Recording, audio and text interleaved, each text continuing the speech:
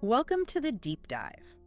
You know those moments when you finally get some real quiet, like shut the windows, phone off, everything. Absolute silence. Mhm. Have you ever noticed how sometimes instead of feeling, peaceful, it can actually feel, well, a bit unsettling? Oh, absolutely. It's a really fascinating thing, isn't it?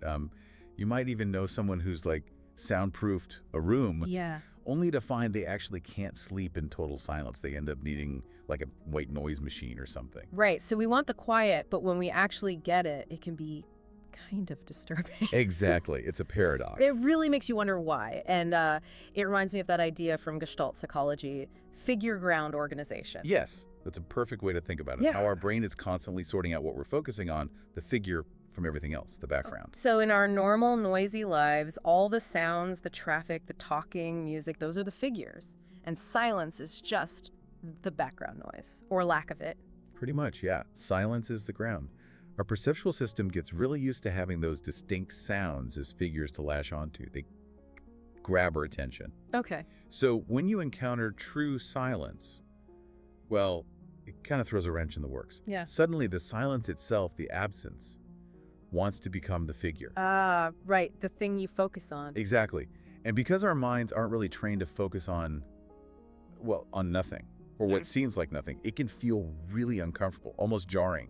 So the key thing is our brain expects figures, expects something to focus on. Total silence forces it to focus on the ground, which feels weird. Precisely. It's unusual, potentially unsettling. It's almost like our brains get this, I don't know, noise hunger. Like we crave something to focus on, some distraction. That's a really insightful way to put it. This idea I heard, like staring at a blank canvas and expecting it to paint itself. Yeah. Without those external figures in the silence, the mind doesn't just go blank.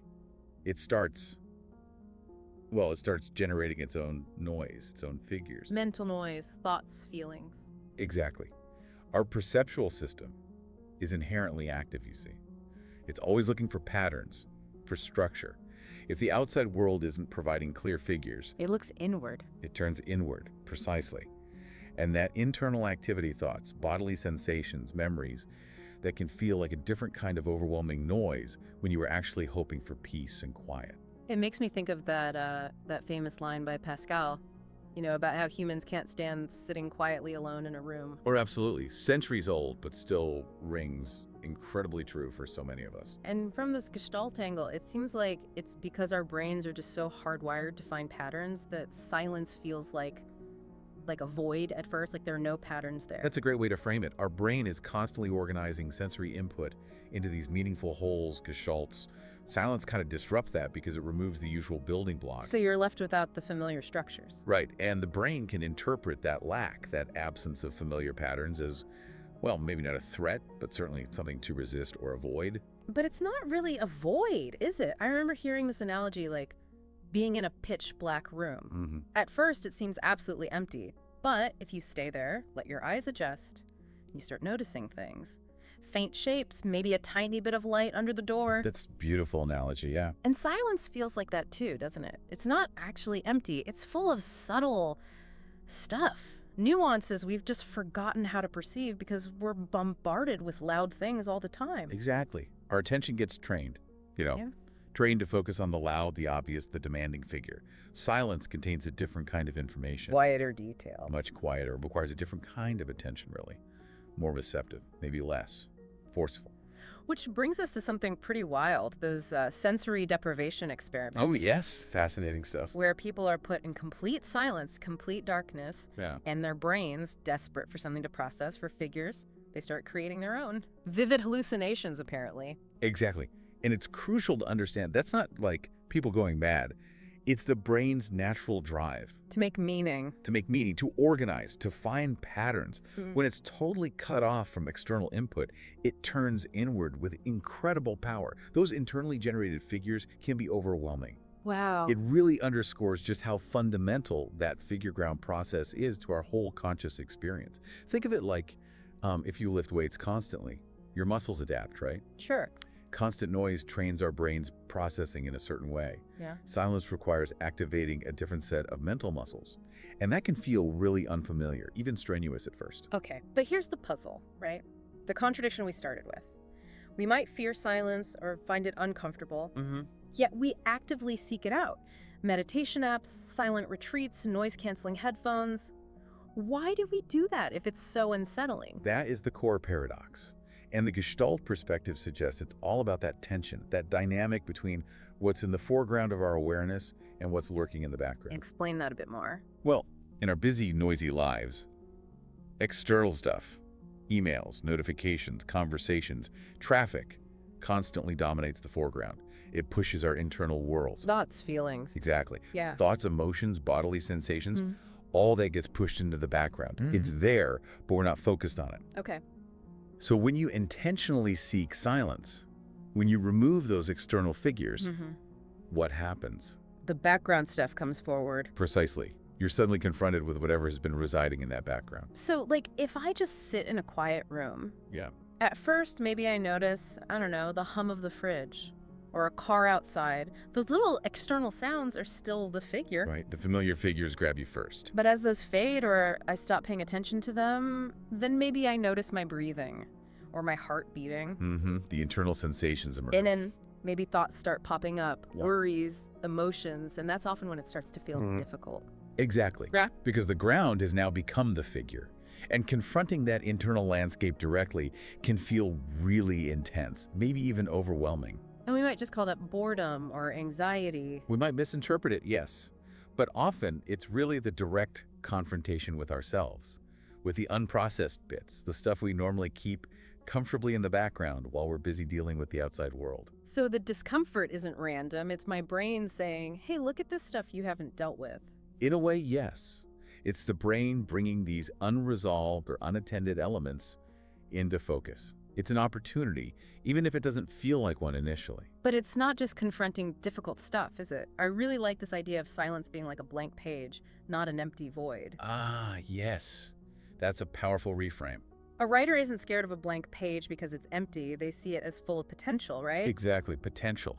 Possibility. So maybe silence isn't just the absence of noise, but the presence of possibility. I think that's a very insightful way to look at it. It's a space where new figures can emerge, not just the old baggage from the background. And interestingly, neuroscience is starting to show this too. How so? Brain activity during periods of quiet isn't minimal. Certain networks become more active areas involved in memory consolidation, emotion regulation, self-reflection, planning for the future. So it's a different kind of fullness, not external noise, but internal processing. A unique kind of fullness, yes. A generative space. Okay, so when I struggle with silence, when I feel restless or anxious, it's not just that I miss the noise. Probably not just that. It's more that I'm resisting this shift, this change in how my perception is organized, from focusing outward to focusing inward. You could say that, yes. Yeah. You're perhaps clinging to the familiar figures provided by the noisy world, rather than allowing these new internal figures to arrive from the quieter ground within. And that resistance feels uncomfortable. It's understandable. It's a natural response to the unfamiliar, to a perceived loss of control over what grabs your attention. But recognizing that dynamic. Seeing it as a figure ground shift. Exactly. Understanding that the discomfort is often about that shift, that reorganization. That's a crucial step. It lets you approach silence not as this threat, but maybe as an opportunity. Yeah. A chance to observe how your own mind works. It really makes you think, doesn't it? Like, when was the last time I really just sat quietly? No phone, no music, no TV, nothing. What actually came up? What did I feel? It's like a personal experiment in perception. It is an invitation to examine how you personally organize your experience. And this ties into another Gestalt idea, unfinished Gestalts. Unfinished, like incomplete business. Essentially, yes. In our busy lives, we have all these incomplete experiences, unresolved situations, things left unsaid. They kind of hang around in the background of our minds. Okay. But there's lots of external noise. They might stay submerged. But in the quiet, They pop up. they can rise to the foreground, demanding attention, demanding completion. But again, it's not that silence creates the discomfort. It reveals what's already there, but hidden. It just provides the space, the contrast, for those unresolved things to finally become the figure I can't ignore anymore. Precisely. And that can definitely feel unsettling. It connects to a core principle called isomorphism. So what? Isomorphism. It's the idea that our psychological experience, our subjective feeling, mirrors the underlying organization in our brain, our neural activity. Okay. So Constant external stimulation creates certain neural patterns. Silence forces a kind of reorganization of that activity. Hmm. And in that shuffle, previously suppressed or incomplete patterns can surface into consciousness. So that feeling of unease is like the feeling of my brain rewiring itself almost, trying to deal with these newly prominent patterns. That's a good way to conceptualize it. The disruption of familiar patterns and the emergence of these incomplete ones feels unsettling. So my attention, it's not just focusing, it's actually structuring my whole experience. Absolutely. Attention is a primary organizing principle. When I'm bombarded by external things, my attention organizes around them. Gives me a sense of order, I guess. Right. Silence removes those external anchors. Your attention is forced inward, and suddenly all these internal things, thoughts, emotions, sensations, are competing for focus, vying to become the dominant figure. And what I think is silence isn't really empty, it's just full of potential figures my mind is struggling to organize without the usual external clues. Exactly. Think back to that darkroom analogy. Or imagine being lost in a fog. Every little internal sensation, every fleeting thought can suddenly feel magnified, significant, because there aren't strong external signals to orient around. It creates tension as your meaning-making system scrambles for order. And Gestalt psychology talks about perceiving whole things, right? Organized wholes. Yes, the drive towards good form, towards coherent wholes. So the outside world usually provides that structure pretty easily. Silence takes away those ready-made structures, and suddenly I have to do the organizing work from the inside out. You're tasked with creating your own organization, often from fragmented or subtle internal cues. And that can feel overwhelming because we're so used to inheriting or inhabiting these pre-organized perceptual worlds. There's another principle too, right? Closure, like needing things to be complete. Yes, the principle of closure, a very powerful drive. Yeah. Our minds want to complete patterns, resolve open loops. So those unfinished gestalts, those incomplete things, they create tension because they violate that need for closure. Precisely. And silence amplifies this tension because there are no distractions to mask these incomplete patterns, these unresolved psychic energies. So that anxiety you might feel in silence. It could very well be anxiety about your own unresolved issues, your own lack of closure bubbling up. Wow, okay. That makes a lot of sense. So if I'm sitting quietly and suddenly remember an old argument or feel a pang of sadness, it's not random. Not usually, no. It's these latent things finally getting airtime when the external noise dies down. The silence didn't cause the sadness, it just allowed it to be noticed. Exactly. It provided the space for it to emerge into the foreground. Which means resisting silence is often really about my relationship with my own inner world. Very often, yes. Yeah. By constantly filling the quiet with music, podcasts, chatter, we maintain a sense of control over what becomes the figure in our perception. We choose the external stimuli. Right. Silence disrupts that control. It allows our inner landscape to self-organize, to present itself according to its own internal logic, not necessarily our conscious direction. And that can feel like a loss of control. But in that space, that apparent emptiness, that's also where insight happens, those aha moments. Very often, yes. They tend to arise in moments of quiet reflection, not usually in the midst of frantic activity. Why is that? Because when the conscious mind isn't so preoccupied with processing external figures or rigidly holding on to existing patterns, the background processing, the unconscious perhaps, has more freedom to rearrange elements, to make novel connections. Connections that lead to breakthroughs. Exactly. But to get to that potentially fertile ground, you often have to navigate through that initial discomfort, that unease associated with the shift, with letting go of the familiar external organization. It's like there's a threshold, a perceptual threshold you cross, moving from being organized by the outside world to allowing internal self-organization. That's a great way to think about it, a threshold. And crossing it can feel daunting, like stepping into unknown territory. There's often a fear associated with that. And that threshold, that experience, it's different for everyone. Absolutely. It's shaped by your personal history, your traumas, those specific unfinished gestalts we talked about. For someone with significant past trauma, silence might feel incredibly threatening, bringing back overwhelming figures. For another person, it might just be mildly challenging or boring. It really highlights how individual our inner worlds are. Immensely so. Even our experience of time can shift dramatically in silence, can't it? Oh yeah. Time can feel like it stretches out forever or gets weirdly distorted. Right. Because without the usual external rhythms, clocks ticking loudly, scheduled events, the pace of conversation, our brain struggles to maintain its usual temporal organization. It shows how much we rely on external markers. So silence isn't just the absence of sound, it's also a kind of temporal openness. And our brain gets a bit lost in that openness. It can feel that way, yes. Our brain, accustomed to the predictable tempos of a structured, noisy world, can find that lack of external temporal cues disorienting. But you said earlier, within that challenge, there's an opportunity to develop more flexibility, cognitive fluidity. Exactly. An opportunity to develop flexibility in our perceptual organization, the ability to make new connections, to see things differently, by learning to be with silence, to tolerate the ambiguity and the lack of external structure. We become more comfortable with uncertainty. Yes, and potentially more open to new possibilities, new ways of organizing our experience. We strengthen our capacity to hold different perspectives without needing to immediately lock into one fixed interpretation. Silence can actually be a training ground for mental flexibility. So, this thing that seems so simple, just the lack of sound, turns out to be this incredibly complex interaction. It involves perception, how our mind organizes things, our unresolved personal stuff.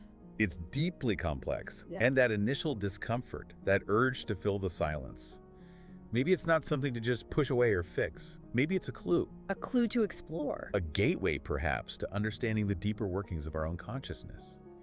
Each moment of silence is like a little window, inviting us to witness this dynamic process. How figures emerge from ground, how patterns form, how our sense of wholeness arises, or sometimes struggles to arise. That really shifts how I think about it. Silence isn't just passive emptiness, it's an active presence. Yeah. The field of potential. That's a profound shift. Yes, Yeah. active presence. Like that artist facing the blank canvas again. But the canvas is my own mind. Precisely. In Gestalt terms, perception is never passive reception. It's always an active creation. In silence, we become acutely aware of our role in that creation. We're not just receiving data, we are actively participating in making meaning emerge from what seems like nothingness. And that feels big, like a responsibility. It can feel overwhelming at first, yes, because it requires us to take a certain responsibility for our own perceptual reality, rather than just passively consuming the reality presented by external stimuli. And does this connect to philosophy? You mentioned Eastern ideas. It does resonate strongly, this tension between being and becoming. Often, in the West, silence has been equated with nothingness, non-existence. Right. But the Gestalt view, much like many Eastern philosophies, sees it as the fertile ground from which being unfolds. Emptiness as potential fullness. So fearing silence, could it actually be a fear of our own creative power, discomfort with the sheer possibility that resides in that apparent emptiness? That's a very deep question to ponder. Could it be a fear of the boundless potential within? Like by constantly filling the silence, maybe we're avoiding our own agency, our ability to shape our experience. Silence strips away the external props. And forces us to confront that freedom. The existentialists called it the burden of freedom. Exactly. So resistance to silence might be seen, on this deeper level, as a resistance to raw authenticity, an avoidance of meeting ourselves fully, without the usual perceptual scaffolding we construct through noise and distraction. But if we can embrace silence as this active presence, Then there's potential for liberation, a shift towards heightened awareness, a more creative engagement with ourselves and the world. You move from being a spectator of your experience to an active participant in the unfolding of consciousness. and that's where those insights really happen, not from the busy thinking, but from the pauses. It seems so. In those liminal spaces, those quiet gaps, novel configurations can emerge spontaneously. New understandings, new melodies of thought. If silence is active presence, does that change how we see, well, everything, like the separation between me and the world, subject and object, figure and ground? It certainly invites a reevaluation. If silence isn't truly empty, if it's this field of potential connecting things, then perhaps those sharp distinctions we habitually make are more fluid, more interdependent than we realize. Silence might reveal a deeper underlying unity. So the pauses in life, the gaps, they aren't just empty time to get through. They're potential turning points. Opportunities for transformation, yes. Moments to allow new patterns to form, to discover hidden connections. Like the rest in music, they give the notes their meaning, their shape. It's fascinating, though. You're saying embracing this doesn't lead to, like, a final answer. It opens up more questions. Often, yes. It reveals deeper layers of complexity, like peeling an onion as the cliche goes. Each layer reveals another beneath it. But that's not necessarily frustrating. Hopefully not. Ideally, it becomes an invitation to perpetual curiosity. Stay engaged with the ongoing mystery of it all. It's about the process, the continuous unfolding, not arriving at some fixed state of enlightenment, about silence. So the real power is in fostering continuous transformation, not reaching an endpoint. I believe so. It's about embracing the dynamic nature of consciousness itself. Each moment of silence, viewed this way, is both an ending of the previous pattern and a potential beginning of a new one. It becomes less like something to conquer and more like a conversation, a lifelong dance. A dance is a wonderful metaphor, a conversation, yes.